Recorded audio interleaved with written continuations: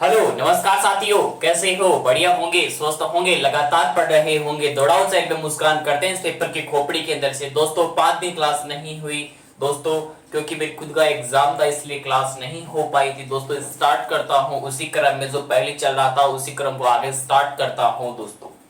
Are पार की series से आपके सामने 5 क्वेश्चन होंगे। हलवा सीरीज का आपके सामने एक स्टडी का न्यू टॉपिक होता है, साइंस होगी, राज्य दर्शन होगा। स्टार्ट करता हूं। माँ तेरी पसीने की हर बूंद को मोर्चे चमकाऊंगा, माँ तू सपने बड़े देखना, पूरा करके इसकी बार तेरा शेर शेरनी दिखलाएगा। और रख हौसला, वो मंजर भी आएगा, प्यासे के पास चल के समंदर भी आएगा, मत रुके मंजिल के मुसाफिर, मंजिल भी मिलेगी और मिलने का मजा भी आएगा। और जब जब मंजिल ने हौसलों से कहा तेरे बस की बात नहीं, हौसलों ने मंजिल की आंखों में आंखें डाल के बोला चल छुट्टी तेरी इतनी औकात नहीं। मंजिल को इसकी औकात दिखाएंगे दोस्तों। स्टार्ट करता हूं आर पार की सीरीज से पहला क्वेश्चन। देखो मंजिल की ओर बढ़ते हैं दोस्तों बिना टाइम वेस्ट किए, क्योंकि मंजिल अपना इंतजार कर रही है, उसको पाना है। WHO के कार्यकारी बॉडी के अध्यक्ष कौन है? चेंज हो चुके हैं, डॉक्टर हर्षवर्धन नहीं है।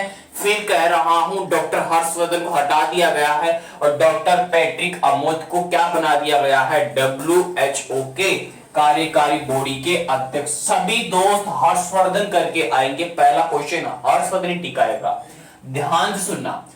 WHO के कार्यकारी बॉडी के अध्यक्ष कौन है? डॉक्टर पैट्रिक अमोद है। अब यह भी पूछ सकता है डॉक्टर पैट्रिक अमोद जो है वो कहां के रहने वाले हैं, किस देश के हैं? वो है केन्या के। कहां के हैं? केन्या के हैं। केन्या कहां पड़ता है? फटाफट से बता दो। सिरीशा बांदला। ये क्वेश्चन डायरेक्ट एग्जाम में टपका हुआ है। अभी रीट वाली जो एग्जाम थी, एसआई का पेपर था, उसमें क्वेश्चन आया था सिरीशा बांदला से। अंतरिक्ष में जाने वाली भारत की दूसरी महिला कौन है? सिरीशा बांदला। पहली महिला कौन है? कमेंट बॉक्स में छाप दो। पहली महिला अंतरिक्ष में जाने वाली। दूसरी कौन है? सिरीशा बांदला। इनका संबंध किस राज्य या देश से आता है? फटाफट से बता दो। रवि कपूर। ये तो पता है भारत है देश तो, लेकिन राज्य पूछ रहा हूं किस राज्य से आती है सिरीशा बांदला। रवि कपूर का संबंध किससे है? संसद टीवी के पहले सीईओ किसे नियुक्त किया गया है? रवि कपूर को नियुक्त किया गया है संसद टीवी के पहले सीईओ। गुरुजी संसद टीवी कैसे बना?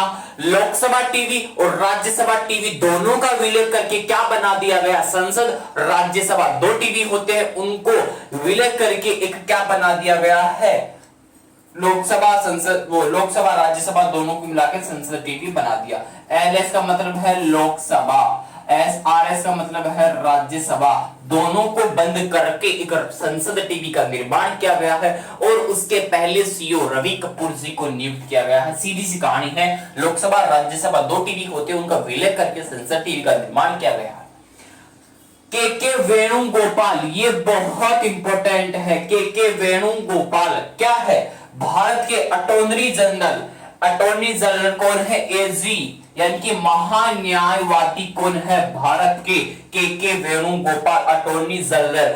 भारत सरकार के सबसे बड़े वकील किसे कहते हैं? के वेणुगोपाल है। भारत सरकार के सबसे बड़े वकील कौन है? के वेणुगोपाल। सीधा प्रश्न छप सकता है, भारत के महान्यायवादी यानी कि अटॉर्नी जनरल कौन है या सबसे बड़े वकील कौन है? के वेणुगोपाल। लास्ट क्वेश्चन, राजीव कुमार नीति आयोग के उपाध्यक्ष बनाए गए हैं। सीधा क्वेश्चन पूछेगा, राजीव कुमार का संबंध है, ऑप्शन में दे देगा नीति आयोग और कुछ भी डाल देगा। राजीव कुमार नीति आयोग के उपाध्यक्ष है। दूसरे उपाध्यक्ष है, याद रखना कौन से है? सेकंड उपाध्यक्ष है, वर्तमान में यही है। मैं पूछ लूं पहला उपाध्यक्ष नीति आयोग का कौन है? फटाफट से बताओ। अरविंद पंगड़िया कौन है? पहले सीईओ कौन है? अरविंद पंगड़िया। अरविंद पंगड़िया पहले सीईओ थे नीति आयोग के। दूसरे सीईओ यानी कि वर्तमान में कौन है? अपने राजीव भैया जी है। और नीति आयोग परीक्षा का पहला प्यारी नीति आयोग बन चुका है। यानी कि नीति आयोग की स्थापना कब होती है? 1 जनवरी 2015 को नीति आयोग की स्थापना होती है। और नीति आयोग के सीईओ कौन है या नीति आयोग के अध्यक्ष कौन है, फटाफट से बताओ। प्रधानमंत्री नीति आयोग के अध्यक्ष है। उपाध्यक्ष कौन है इसके, राजीव कुमार। इसका सीईओ कौन है, फटाफट से बताओ। अमिताभ कांत नीति आयोग के सीईओ है। मैंने पूरा का पूरा पोस्टमार्टम कर दिया है नीति आयोग का। अब बात करते हैं राज्य दर्शन। मणिपुर का राज्य दर्शन चल रहा था, जीआई टैग रह चुके थे, कुछ नृत्य रह चुके हैं, उनके बारे में बात करते हैं आज।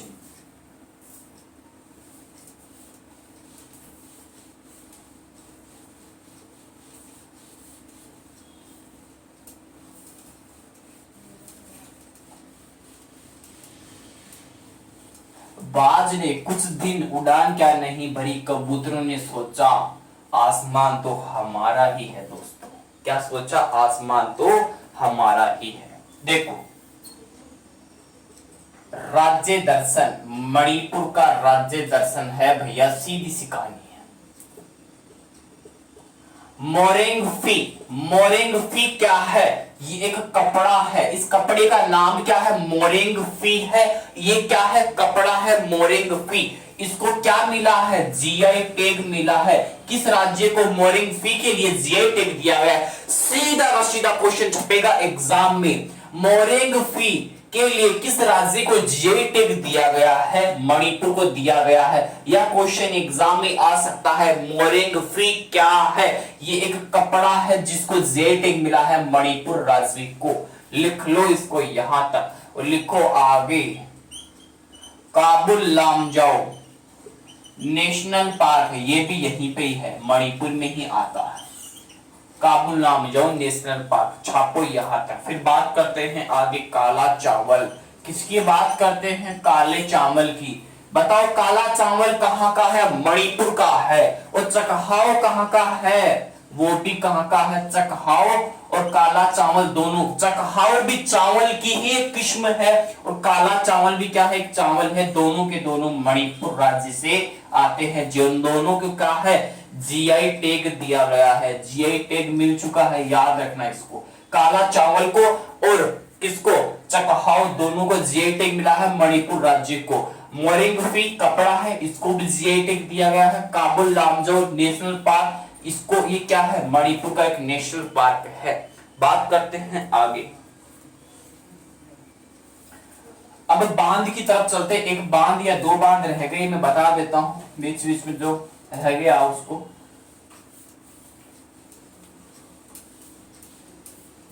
चल आगे बात करता हूं। सिंगड़ा बांध, डायरेक्ट क्वेश्चन आया हुआ है। सिंगड़ा बांध किस राज्य में स्थित है, मणिपुर में है। मणिपुर में कौन सा बांध, सिंगड़ा बांध।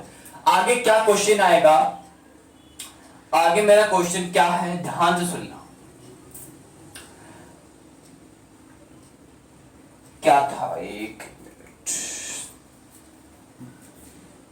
हाँ, एक नेशनल पार्क है, हाँ, Sirohi national park. Sirohi national park, Sirohi national park किस राज्य में है, सीधा सीधा क्वेश्चन पूछा हुआ है, बताओ फटाफट से। इतनी देर में मैं नृत्य स्टार्ट करता हूं, किस राज्य के, फटाफट से। मणिपुर के नृत्य आता है पहला, थांगटा डांस।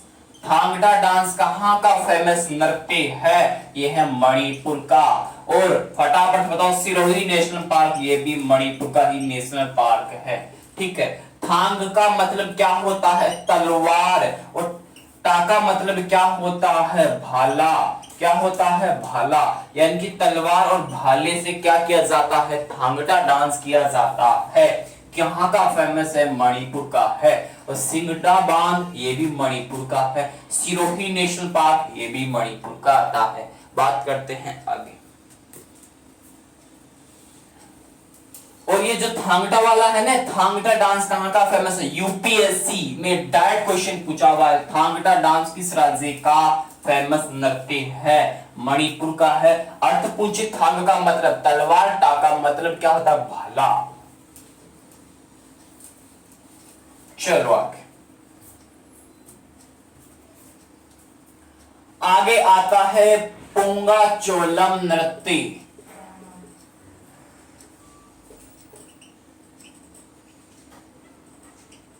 पुंगाचोलम नृत्य ये कहां का है? ये भी मणिपुर का है। पुंगाचोलम नृत्य भी मणिपुर का आता है। फटाफट से उतारो, फटाफट से उतारो।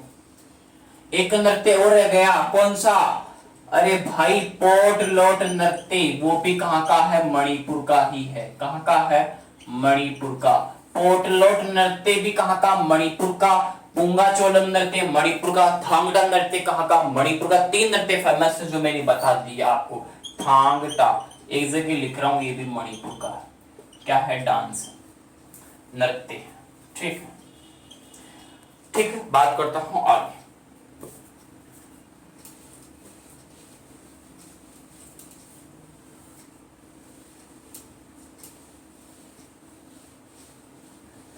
चलो, राष्ट्रीय खेल विश्वविद्यालय किस राज्य में खोलने की घोषणा की गई है? फटाफट से इसका आंसर दो। राष्ट्रीय खेल विश्वविद्यालय। इतनी देर में बात करता हूं ट्रिप्स। ट्रिप्स में कौन कौन आता है? ट्रिप्स में कौन कौन आता है? मेती, कुकी और नागा। मेती, कुकी, नागा तीनों ट्रिप्स में आती है और तीनों के तीनों कहां पे है? ये मणिपुर की है। मणिपुर की है। मेती, कुकी, नागा तीनों की तीनों मणिपुर की है, ट्रिप्स में आती है। सीधा क्वेश्चन पूछेगा, मेती, कुकी, नागा तीनों का संबंध किस राज्य से है? मणिपुर से है, ट्रिप्स। ठीक है। राष्ट्रीय खेल विश्वविद्यालय, सीधा क्वेश्चन पूछा हुआ है। राष्ट्रीय खेल विश्वविद्यालय किस राज्य में खोलने की क्या की गई है? अभी खोला गया है राष्ट्रीय खेल विश्वविद्यालय। राष्ट्रीय खेल विश्वविद्यालय सीधा क्वेश्चन पूछा हुआ है। मणिपुर में खोला गया है राष्ट्रीय खेल विश्वविद्यालय। मेरी तरफ से राज्य दर्शन कंप्लीट होता है मणिपुर राज्य का। अब बात करते हैं अपन थोड़ी सी साइंस के बारे में, फिर बात करेंगे अपन सीधा उतरेंगे किसके बारे में? हलवा सीरीज के बारे में। चलो दोस्तों, बात करते हैं आगे अपन। चलो फटाफट से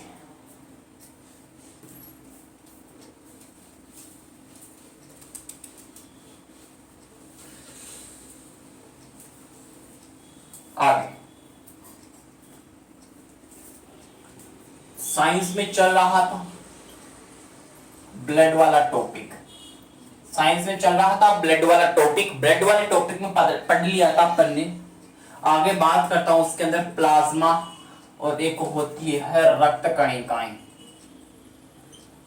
रक्त कणिकाएं होगी और एक प्लाज्मा होगा। देखो, प्लाज्मा तो 55% होता है रक्त के अंदर और रक्त कणिकाएं 45% होती है। दोनों को मिलाया कितना परसेंट बन गया? 100% बन गया। हो गया बात। अब प्लाज्मा में क्या क्या आएगा? एक तो प्रोटीन आएगा और एक पानी आएगा। प्रोटीन कितना परसेंट होता है? 7% प्रोटीन होता है प्लाज्मा में। पानी होता है 90%। रक्त कणिकाएं क्या होगी? रेड ब्लड कार्पस होगी, WBC होगी और प्लेटलेट्स होगी। प्लेटलेट्स, WBC, RBC रक्त कणिकाएं। ठीक है। प्लाज्मा, प्रोटीन, पानी दो हो गए। बात करते हैं प्लाज्मा की। देखो,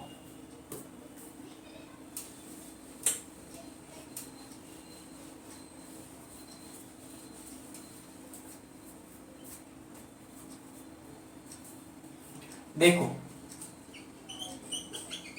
प्लाज्मा क्या होता है? प्लाज्मा 55% होता है। देखो, इसमें पानी जो मैंने बताया 90% होता है और जो आपका प्रोटीन होगा वो 7% होगा। ठीक है। प्लाज्मा में से कोविड-19 के अंदर क्या किया जाता था? व्यक्ति से क्या निकाला जाता था? उसके ब्लड से। फटाफट से बताओ फटाफट से। कोविड-19 में प्लाज्मा एक क्या क्या एक प्लाज्मा थेरेपी भी होती, क्या की जाती थी? प्लाज्मा थेरेपी की जाती थी। क्या निकाला जाता था? फटाफट से बता दो। कोविड-19 से, अरे भाई ठीक हुए व्यक्ति से क्या निकालते थे? उसके एंटीबॉडी निकालते थे। एंटीबॉडी निकाली, अब जो व्यक्ति कोविड-19 ग्रसित है उसमें डालते थे, तो उसमें। ठीक है।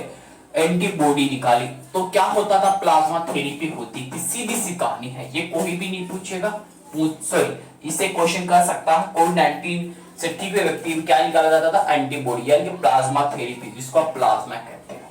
चलो बात करते हैं आगे, बात करते हैं सीरम की। सीरम से क्या क्वेश्चन आएगा देखते हैं।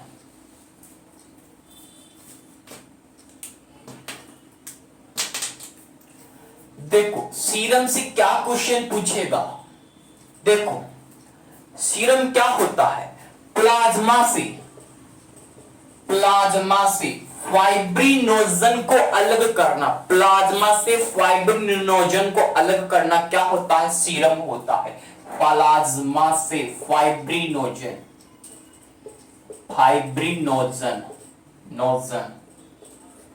को अलग करना, प्लाज्मा से किसको अलग किया जाता था, फाइब्रिनोजन को अलग किया जाता था, क्या बनता था, सीरम बनता था।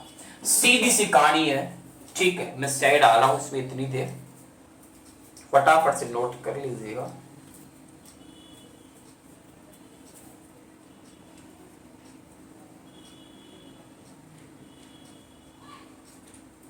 चलो बात करता हूं आगे।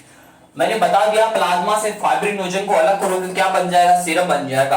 अब क्या क्वेश्चन आता है फाइब्रिनोजन से, फाइब्रिनोजन से क्वेश्चन आता है कि इसमें रक्त का थक्का जमता है या नहीं जमता, फटाफट से बताओ।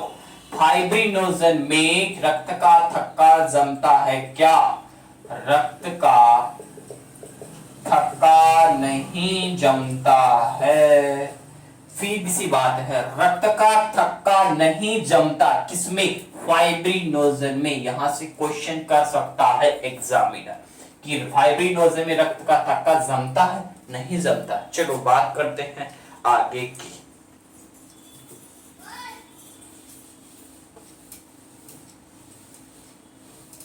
चलो आरबीसी की बात करते हैं थोड़ी, किसकी बात करते हैं, आरबीसी। इसको क्या बोलते हो, इरिथ्रोसाइट बोलते हो,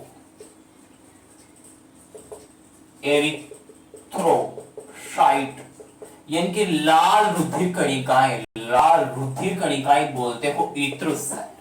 आरबीसी में क्या प्लेटलेट, वो आरबीसी में क्या होता है बताओ, केंद्रक पाया जाता है या नहीं पाया जाता, केंद्रक पाया जाता है या नहीं बताओ, नहीं पाया जाता, केंद्रक नहीं पाया जाता आरबीसी। जो आरबीसी होता है इसको आप इरिथ्रोसाइट बोलते हो, रेड ब्लड कॉर्पस बोलते हैं इसको। अब पूछ लेगा आरबीसी का जो कार्यकाल होता है वो 120 दिन का होता है ओनली। कितने दिन का कार्यकाल होता है, 120 दिन का कार्यकाल होता है। एरिथ्रोसाइट जो होता है उसको आप रक्ताणु भी कह सकते हो, क्या कह सकते हो, रक्ताणु भी कह सकते हो। उतारो फटाफट से उतार लीजिएगा।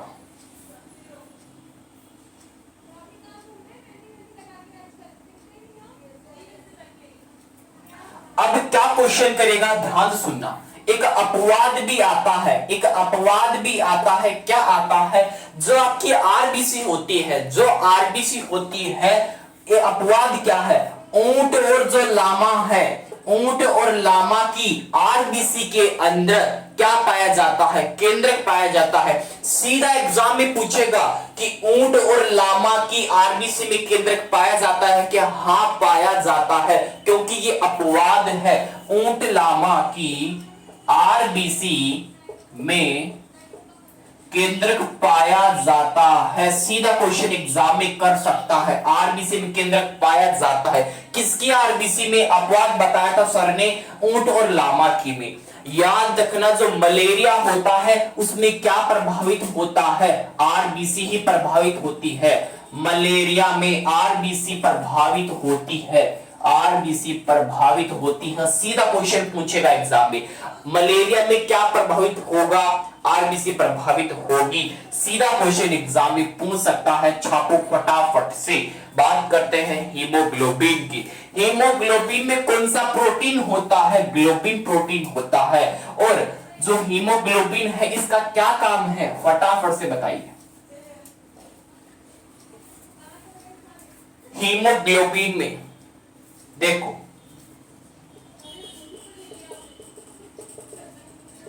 देखो भैया, जो हीमोग्लोबिन होता है इसमें कौन सा प्रोटीन होता है, ग्लोबिन प्रोटीन होता है, ग्लोबिन प्रोटीन होता है, ग्लोबिन प्रोटीन होता है। सीधा क्वेश्चन पूछेगा एग्जाम में, ठीक है, यहां तक कंफर्म हो गया। बात करते हैं आगे। जो हीमोग्लोबिन होता है वो क्या काम है इसका, रक्त में क्या मिलाना, O2 को मिलाना, किसका काम है, हीमोग्लोबिन का काम है, रक्त में O2 को मिलाना, रक्त में O2 को मिलाना। अगर आपके रक्त में O2 नहीं मिलेगी आप जीवित नहीं रहोगी, खत्म हो जाओगी, ठीक है। O2 को मिलाना किसका काम है, हीमोग्लोबिन का काम है। फटाफट से उतार लीजिएगा। रक्त में O2 का जो परिवहन होता है यही तो करता है, मिलाने का काम, परिवहन, यानी कि चक्कर चलता रहता है। O2 रक्त में O2 का जो परिवहन करता है, हीमोग्लोबिन का काम है परिवहन, O2 का परिवहन, O2 का परिवहन। अब जो हीमोग्लोबिन होता है इसमें लोहा भी पाया जाता है। गुरु जी हमारी बॉडी में लोहा भी होगा, हाँ, तभी तो आप में कहते हैं ना, जो अपने घर पे जो गांव के अंदर क्या होता है, जो गाजर वगैरह होती है उसके ऊपर जो हरे पत्ते होते हैं ना, उनमें भी क्या पाया जाता है, लोहा पाया जाता है, ठीक है। हीमोग्लोबिन में लोहा होगा, ठीक। बात करते हैं आगे। देखो मेरी तरफ से जो आपका ब्लड वाला टॉपिक था वो कंप्लीट हो चुका है दोस्तों। अब कल बात करेंगे अपन लीवर वाले टॉपिक को लेंगे, लीवर यानी कि जिगरा, यकृत, ठीक है, बात करेंगे उसकी। शरीर की सबसे बड़ी ग्रंथि कौन सी है, लीवर है, जिगरा है। अंतःस्रावी ग्रंथि पूछे थायराइड ग्रंथि होती है। अब बात करते हैं हलवा सीरीज से, क्वेश्चन आ रहा है। देखो भैया हलवा सीरीज का हैशटैग लगा दिया मैंने, ध्यान से सुनना। हलवा सीरीज में आज नया टॉपिक होगा, वो होगा ईरान यानी कि देश के बारे में पढ़ते हैं। यहां से क्वेश्चन डायरेक्ट एग्जाम में पूछ लेगा, क्योंकि यहां का अभी करंट की ताजा न्यूज है, उससे स्टैटिक भी ज्यादा निकलता है। यहां से सीधा क्वेश्चन कर सकता है, ईरान की राजधानी क्या है, तेहरान है, क्या है, तेहरान है। क्या क्वेश्चन करेगा, ईरान की राजधानी क्या है, तेहरान है। अगर पूछे ईरान के राष्ट्रपति का नाम बता दो, पहला क्वेश्चन ये भी कर सकता है। फटाफट से बताओ ईरान के राष्ट्रपति कौन है, फटाफट से बताओ। पुराने का नाम नहीं पूछ रहा मैं, न्यू का नाम पूछ रहा हूं। न्यू राष्ट्रपति है इब्राहिम रहीसी। कौन है, इब्राहिम रहीसी। ये क्वेश्चन पूछा हुआ है अभी एसआई के अंदर। इब्राहिम रहीसी किस देश के राष्ट्रपति है, ईरान के राष्ट्रपति है, राजधानी तेहरान आती है। अब पूछे ईरान की मुद्रा क्या है और ईरान का सुपर कंप्यूटर का नाम बताओ। ईरान की पूरा पोस्टमार्टम कर दूंगा, कोई भी क्वेश्चन निकले उसकी खोपड़ी में छेद होना चाहिए। सुपर कंप्यूटर कौन सा है ईरान का, इसकी मुद्रा क्या है, क्वेश्चन कर सकता है, बताओ। अरे भाई सीधा क्वेश्चन है, ईरान की मुद्रा टोमान आती है। क्या आती है, टोमान आती है। सुपर कंप्यूटर ईरान का बताया था मैंने, सीमोन। कौन सा है, सीमोन। सुपर कंप्यूटर कहां का है, ईरान का है। मुद्रा टोमान। नए राष्ट्रपति इब्राहिम रहीसी, राजधानी आती है तेहरान। बात करते हैं आगे। अब क्या आता है, देखो ईरान में है बुशहर परमाणु संयंत्र। देखो बुशहर परमाणु संयंत्र, देखो भैया बुशहर जो परमाणु संयंत्र है ये कहां पे बनाया गया है, ईरान में बनाया गया है। लेकिन अभी यहां की करंट की न्यूज बता रहा हूं, बुशहर परमाणु संयंत्र से भारत को बाहर कर दिया है ईरान ने। भारत को, सॉरी, ये बंद हो चुका है। बुशहर परमाणु संयंत्र बंद हो चुका है, हाल ही में ये न्यूज है इसकी पहली। तो बुशहर परमाणु संयंत्र बंद हो चुका है। जो ईरान है वो चमगादड़ चाइना की जाल में फंस रहा है धीरे धीरे। जो चमगादड़ चाइना की जाल में फंसेगा ना उस देश को बर्बाद करके छोड़ेगा। चमगादड़ चाइना की क्या बात है, वो चारों ओर से भारत को घेरना चाहता है, लेकिन इसको पता नहीं जब वहां पे भारत, जब चीन एक बंदरगाह बनाता है तो भारत उससे आगे जाके दो बंदरगाह बनाता है। भारत कभी भी किसी के घेरे में नहीं आने वाला दोस्तों। ये बहुत कितनी भी देश, जितने भी देश है, कितनी भी राजनीति लगा ले, भारत को कोई भी नहीं घेर सकता। भारत की सेना, भारत का जो अपना राष्ट्र, जो भारत का अपना संविधान बहुत मजबूत संविधान है, भारत को कोई भी नहीं घेर सकता। भारत जैसा देश नहीं है, कहीं भी नहीं है, कहीं भी नहीं मिलेगा ऐसा देश। भारत के अपन क्या है, अपन युवा है, अपने को गर्व होना चाहिए भारत के ऊपर। लेकिन चमगादड़ चाइना क्या चाह रहा है, इसको भारत को चारों ओर से घेर ले, लेकिन ऐसा कतई ही नहीं कर सकता। अरे भाई, अब वो छोटा बेटा इसका कौन है, भारत का पापा पापा कौन करता है, कौन करता है, पाकिस्तान करता है ना, उसकी नहीं चली तो इस चमगादड़, इसके आंखें नहीं खुलती अच्छी तरह से, इसकी क्या चलने वाली। बात करते हैं थोड़ी सी और रह गया, एक गैस पाइपलाइन है ईरान के अंदर, जो उससे भारत को बाहर कर दिया है। फरजाद बी गैस पाइपलाइन से भारत को बाहर कर दिया इस ईरान ने। ईरान को क्या बोला है चाइना ने, हम तुम्हारे को लोन देंगे, तुम ये बनाओ, हम तुम्हारे ईरान में ये बनवाएंगे, वो बनवाएंगे। इससे कर्जा करेगा, जब कर्जा करता है ना तो समझ जाना क्या होता है। लिख लो, Farzad B gas pipeline, Farzad B gas pipeline, Farzad B gas pipeline Bharat को, करंट की न्यूज है, क्वेश्चन कर सकता है। फरजाद बी गैस पाइपलाइन से हाल ही में किस देश को बाहर किया गया है, भारत को बाहर कर दिया है। ईरान ने भारत को बाहर कर दिया, चमगादड़ चाइना की राजनीति में आके। फरजाद बी गैस पाइपलाइन याद रखना, और ये कहां पे है, ईरान में ही है। ठीक है, बात करते हैं आगे। अब मुझे बताओ, इस ईरान में भारत ने कौन सा बंदरगाह बनवाया था, चाबहार बंदरगाह। उस चाबहार बंदरगाह किसने बनवाया ईरान में, डायरेक्ट क्वेश्चन कर सकता है, भारत ने बनवाया। लिख लो उसको, चाबहार बंदरगाह, चाबहार बंदरगाह है, चाबहार बंदरगाह भारत ने बनवाया। कहां पे बनवाया, ईरान में बनवाया। इससे बाहर नहीं हुआ, चाबहार बंदरगाह से भारत अभी तक बाहर नहीं हो पाया। चलो, और क्या रहेगा, ईरान से यही क्वेश्चन क्या करेगा, जो मैंने बताया, करंट की न्यूज थी, जो मैंने सारी की सारी बता दी आपको। आज के लिए दोस्तों इतना ही। अब बात करेंगे कल जो होगा, लीवर वाला टॉपिक स्टार्ट करेंगे, और मेघालय का राज्य दर्शन स्टार्ट करेंगे। और आपके सामने आर-पार की सीरीज न्यू आ रही है, हलवा से इसे नया टॉपिक मिल रहा है। चलो, आज के लिए इतना ही। अपना ध्यान रखना, अपनों का ध्यान रखना, स्वस्थ रहना, और नवरात्रा की जाते जाते सबको हार्दिक शुभकामनाएं दोस्तों। अपनी तैयारी को मजबूत करना। जय